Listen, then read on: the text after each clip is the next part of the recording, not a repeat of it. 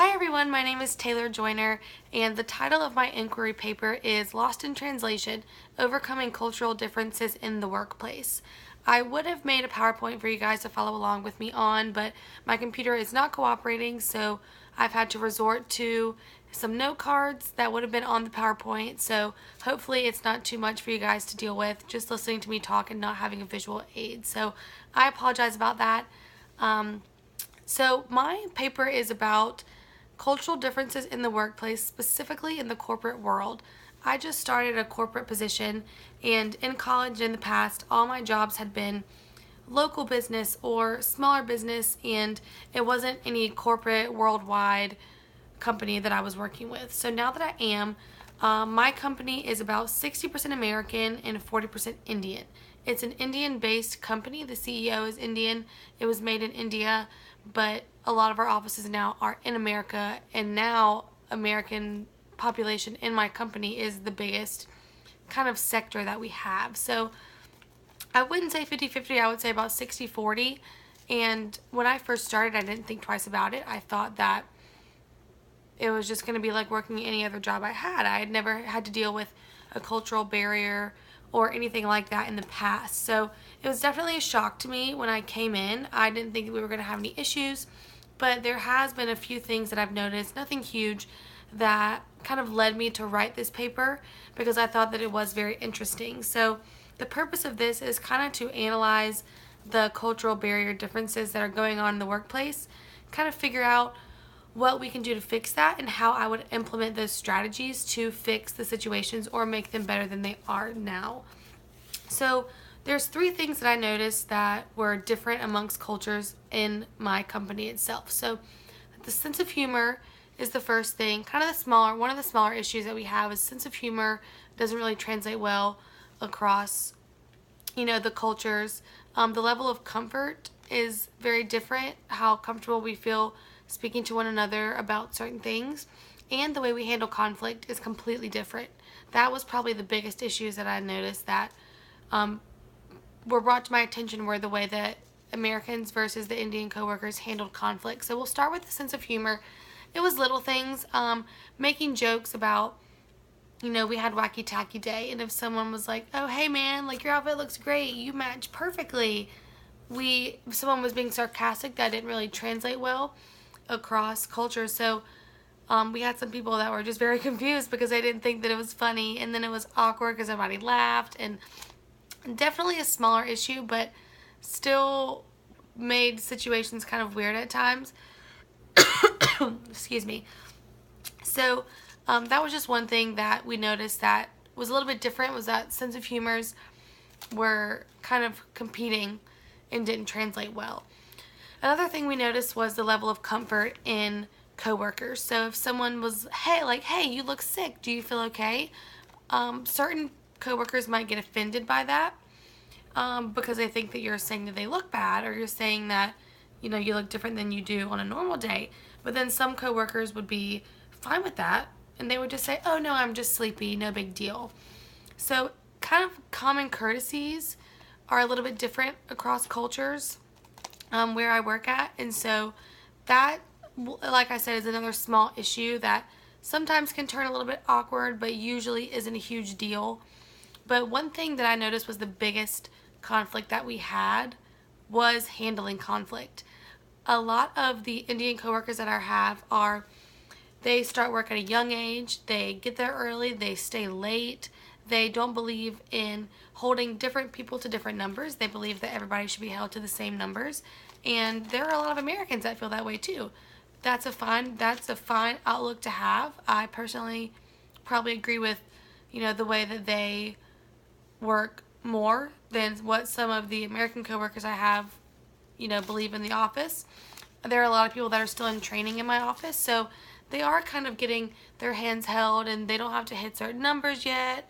And I see both sides, but that just becomes an issue when somebody thinks that since you're in training, you kind of get a free pass, and then the other half of the company thinks that you're being lazy or you're not working hard enough. So then that becomes kind of a power struggle and just a struggle between how you train employees.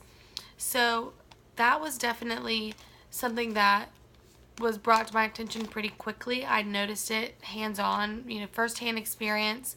I have been in those situations in the past where something that I've done has made someone mad across cultures, and it was handled just in a different way than I was used to handling in the past, because a lot of people in America aren't as straightforward as my Indian coworkers. I've learned to really appreciate it, because that's some of the best advice I've ever gotten was from how straightforward they were and direct. So some people just aren't very accommodating to it. Some people just really don't like it. So that's just another issue that had become kind of one of the bigger ones going on in my office. So in the discussion part of my paper, I kind of just listed and explained some of the statistics that I found regarding cross-cultural issues in the workplace and Indian and Americans in general coming together, not just in my office, but in most corporate offices in America. So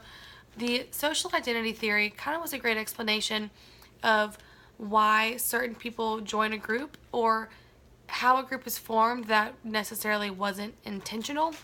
So a group is formed by either common conflicts, common interests, common cultures, for example, in this case. And so it wasn't intentional, but there has kind of become two groups. There are my Indian coworkers. They kind of eat lunch together. They go out to dinner together. They hang around at work. And then there's the Americans in the office, kind of hang out after work and go to lunch together. And don't get me wrong, we all hang out most of the time. But it's kind of when you notice who's going to lunch with who, or who's hanging out after work, there is kind of a divide. And so that social identity theory I thought was a great way to explain why people felt pride to the group they belong in. You kind of feel competitive toward other groups. You want to defend your group. That's your group. And so it was just a great way to kind of explain how these groups emerged in my office and why they stay there. Another thing I found interesting was that according to migrationcenter.org, 43 million people in America are Indian immigrants. And so, sorry again. And so that was way more than I thought. A lot of it is due to the fact that the IT training and education found in India is superb. It is amazing how much IT professionals know that come from India. They are so skilled and so advanced, and they can get paid more money. They can have better opportunity in America, so that's why a lot of them do come overseas for work. And not just the education, but according to Center for Immigrant Workers, a lot of corporate companies in America prefer hiring people overseas because they have really strong work ethic. They come in early, they stay late. They just have a different mindset than a lot of people in America have. And so not only do they want to come here, people here want them to come over here. And so that's kind of just setting the standard that this is just how it's going to be. It's only going to increase in the future, so we need to get these issues addressed now so that it stops becoming an issue in the workplace. So what I would recommend was starting a cultural training day in the same kind of week that most people go through HR training. Your first week, you're going through policy and calendar and payroll. So why not add in a cultural training day if your company is, split in the halfway between American and a different culture, or Indian and French, or Russian and German. Just whatever the cultures may be, a training day to just kind of talk about things like how to accommodate their diet, for example, how to accommodate, certain practices they do throughout the day, how to accommodate what's funny to them and what isn't, what topics should be avoided. Stuff like that is just so simple. You never think about it. It would just be so helpful to get that out of the way. That way you can cut down on the issues that you would have had in the future, whether you had not known that to begin with. So I think that would be just a great way to kind of clear the air before the air becomes messy. So that was a program I definitely would implement if my office would let me. I've only been there for 2 months, so it doesn't look like it's going to be really up to me what I want to do just yet.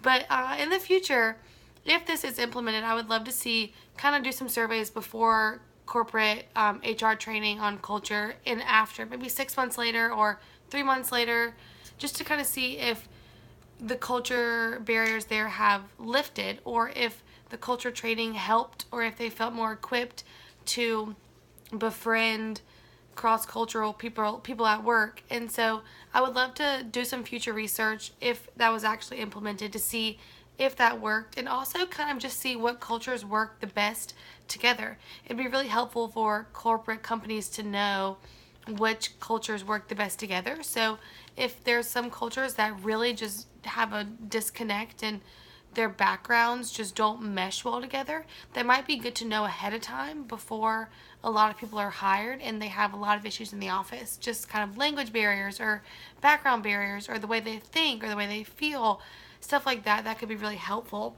to know that, to get that research done and find that out when you're hiring for big corporate companies. So with that being said, I really hope that this was informative to you guys. I'm sure at least one of you is in a corporate office, or has had this issue before, or is having it now, or you might have it a year from now. But just, if anybody has any questions about what I found, I thought it was really interesting, just let me know. We can talk more about it, and I hope that you guys enjoyed it.